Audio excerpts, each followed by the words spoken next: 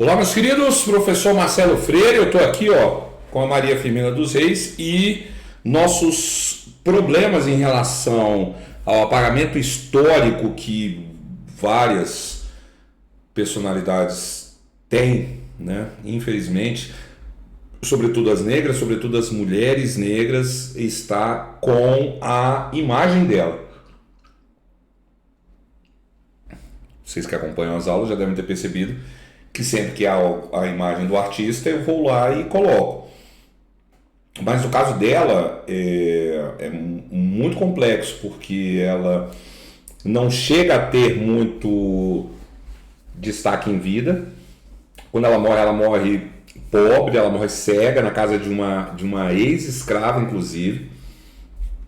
Apesar dela ter tido uma relevância enorme, primeira escola, né, que se considera como uma escola para meninos e meninas juntos, foi criação dela.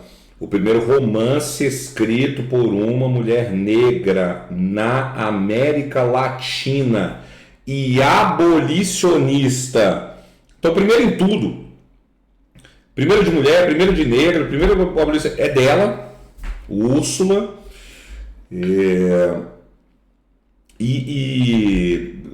Foi compositora, né? Escreveu em jornais, revistas, mas não teve reconhecimento. Não existe nenhum registro fotográfico, de desenho, de escultura dela.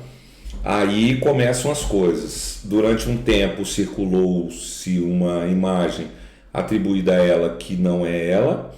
E até hoje, se você pesquisa na internet, tem imagens que são dadas como se fosse ela, mas que na verdade são de uma outra escritora gaúcha.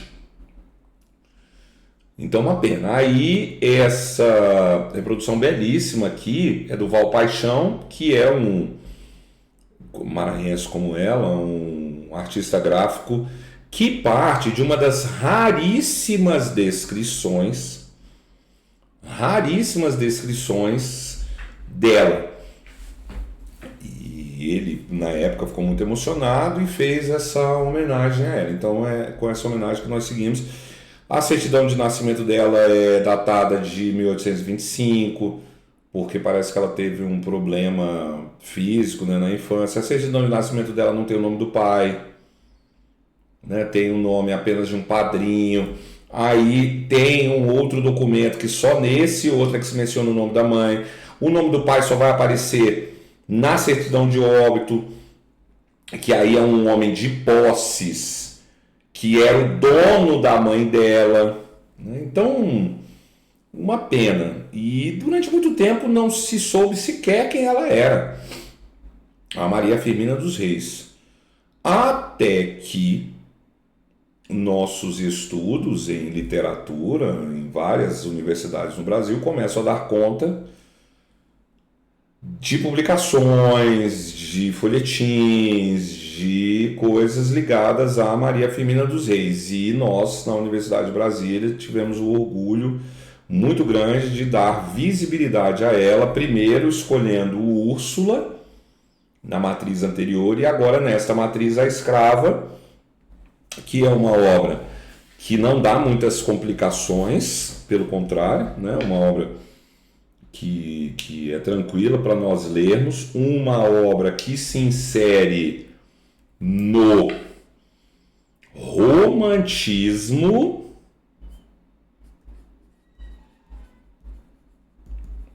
e dentro do romantismo ela não vai ser encaixada, a UNB não vai atrás de mas ela é da terceira geração romântica, mas ela é em prosa como se fosse uma obra condoreira e tal. Não, esqueça isso, não se preocupe com isso.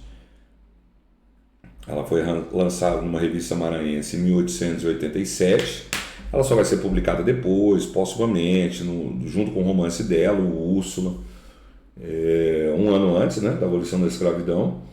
E ela é um retrato interessantíssimo, super bem escrito do que é a época. Ela começa como se nem fosse um conto, com uma mulher num salão burguês, de pessoas de classe social mais alta discutindo sobre a escravidão e a mulher impressionada como ainda tem gente que defende essa abominação e acha que isso é normal e tal, né? E ela disse então vai contar uma história. Pronto, aí começa a história a ser contada. Nesse momento, nessa virada, aí você entende que o tom é romântico. Ainda que trate de uma questão que já era abordada pelos escritores do realismo, do naturalismo. Vejam que Memórias Póstumas de Brás Cubas é de 1881, o Mulato do Aloysio Azevedo é de 1981. O condorerismo já tinha surgido e chegado no seu auge com Castro Alves, praticamente quase 20 anos antes disso, né? 18, 17 anos antes. Então, ela tem uma temática que não é romântica, mas a abordagem é totalmente romântica. Deixa eu repetir. A temática não é romântica, da defesa dos escravos. Lembre sempre que quando eu menciono escravos é a nomenclatura que se usava na época. Hoje não fale mais escravo, tá? Hoje é escravizado. Mas para não incorrermos no anacronismo, já que muitas vezes as abordagens em provas levam em consideração o momento de produção, né, o contexto de produção e de circulação das obras. Então, a abordagem é muito romântica porque é muito emotiva, muito ligada ao sentimentalismo, e o final é feliz. Muito distante do que eram, na realidade, essas histórias.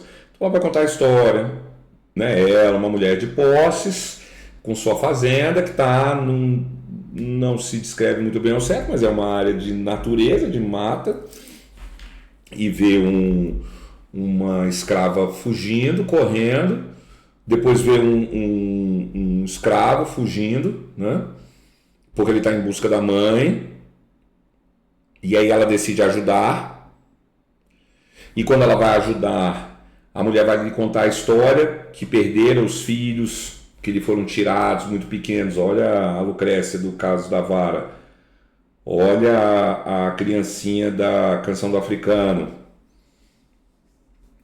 o Carlos e o Urbano, os filhos, e ela não consegue mais trabalhar, tem problemas ali psicológicos com isso. Aí o escravo que está junto, né? Mamãe, sou eu e tal. E ele querendo ajudar a mãe, ela acaba falecendo ali na casa da senhora. E ela está abrigando então esses dois escravos, o que é ilegal, já que eles eram posse de outra pessoa. Durante 388 anos, neste país, comercializou-se seres humanos. E você tinha direitos sobre isso, você tinha documentos sobre isso, né? Mesmo aqui no fim da escravidão, próximo do fim, né, da escravidão, um ano antes. Até que chega, então, a figura, né, que é dona dos dois. E quer saber, né?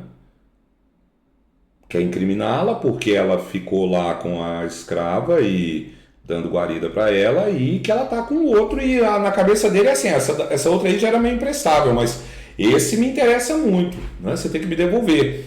E no ínterim aí dela tá, né, com esses dois, ter chegado um capataz, um jagunço lá procurando, ela dizendo que não, ele avisa o dono e o dono vem no dia seguinte, assim, não é que é inverossímil isso não, mas não é apresentado de um modo muito verossímil, mas ela consegue ir à cidade e voltar. Ela vai à cidade e nessa época, nesse momento aí, próximo do fim da escravidão, existia o seguinte: se você tinha que ser uma pessoa branca, de posses e tal, procurasse um juiz e dissesse que estava com escravos que eram maltratados por seus donos, você pagaria um valor e ficaria com eles. Então veja, o cara continuava sendo posse de outra pessoa. E esse valor fica para o dono. Então o cara lá maltrata o escravo.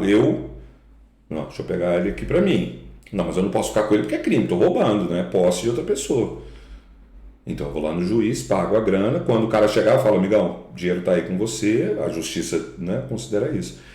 E ela não só faz isso, como ela dá alforria. Então a obra termina com ela falando, Gabriel, você agora é um homem livre, né?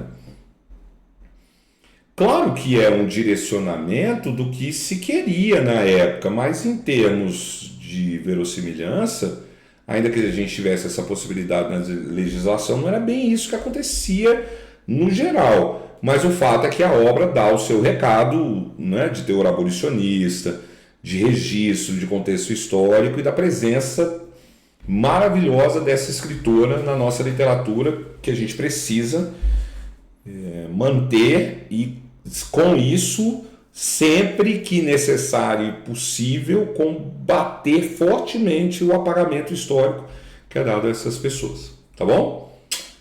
Muito obrigado pela aula, meus queridos. Um beijo, até o próximo episódio.